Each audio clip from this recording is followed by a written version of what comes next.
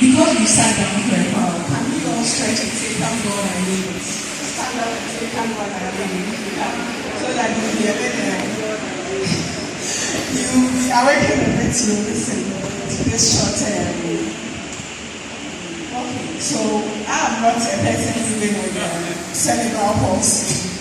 I don't have cerebral palsy. My 7-year-old daughter has cerebral palsy. And I started an advocacy program because of her. Because I realized that for those talking about cerebral palsy, even before I got a daughter, the focus was on the persons or the children and not on the parents. But the parents, to be like Farida and George and Ajwa, it needs a parent who is strong and have a sound mind to be able to raise a child to be this way. So I realize that society accuse the parents about, they lock their children up in the room, people are killing their children without going into what really goes on within their lives. So for me, today, for a typical day like today, when I woke up, my husband, who is also very supportive, said, he has to go and do some things on his car.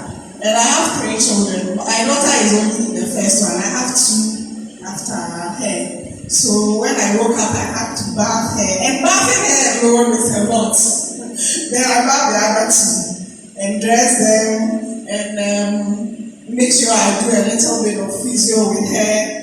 Then I make sure that she had breakfast. And because I knew I was going to come here, I had to prepare lunch. Yes. And I don't have what we call house help in my house because it hasn't worked for me. What has worked for me is to get people who come in as professionals to come and work and go. And that is a lot of money. So I have someone who helps me with housekeeping, who comes in 2 hours a day, and I pay her quite okay at the end of the month. Then I have someone who comes to sit in during the weekdays if I need to go to work. Because for me, I think that working is one of the things that keeps me sane as a person, to be able to take care of my daughter. So every day we talk about the children and the children and the children, but we don't talk about the mothers especially and the fathers behind these children. The children cannot be like Farida or me or Ajwa if their parents are not sound. I make decisions to have she talked about social life. We don't have social life. I don't have a social life. Farida has more social life than I do. Because there are places I want to go and I look at the 3 children and I think, okay, how will I get there and carry her around? And my daughter is 7 and she's getting heavy. And I say, let me sleep. So social media became my thing because that is where I connect. You don't get an opportunity to even go to places physically because you have a child with disability. But I always say that today is a wrong mental health. The mental health of a parent is so important that we neglect it. And for me, I always say that one single thing that we can do as a country is to prioritize the parent's well-being. Because if the parent is well, then the child will be well. And we can prioritize this by things I call small things. Usually when they see children, the first thing that comes is pity. And so when they are calling parents, it's, come for this donation and come for that. I work. I'm a government worker. I get salary. So if you give me something, I appreciate, but it's not something that keeps me. I like to earn an income. I pay a caregiver at the end of the month. I pay a homekeeper at the end of the month. I need my own life. And so what I think that we could do as a country in terms of policy is to get caregivers, professional caregivers. There are many youth out there who don't have a job. And now, because of free SHS, everybody goes to school. Are we thinking of the next step after free SHS? Is everybody going to go to the university? And if everybody goes to the university, when they come out, what are they going to do? I think that working as a caregiver with a decent income is a decent job enough for us to pursue as a country, so that we can set up rehabilitation centers everywhere, so that parents can have an opportunity to take their children in there and work. The pitying of parents and giving them pittances and donations will not sustain anything.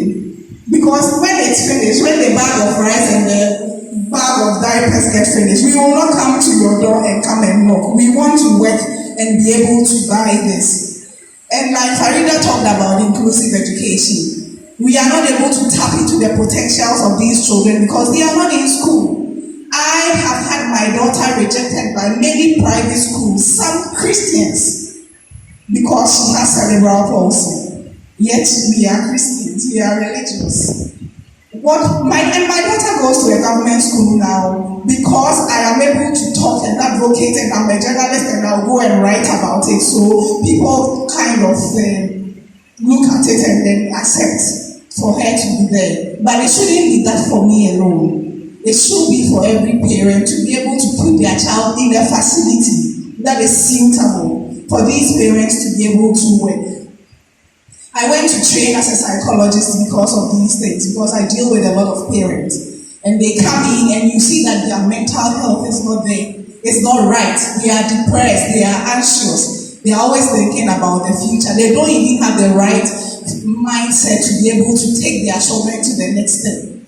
So we can talk about the children and inclusion and everything, but if we don't begin to think about parents and their mental health and what they go through and how we as a society and as government and as policy makers can make their lives a bit better, then we will not go anywhere.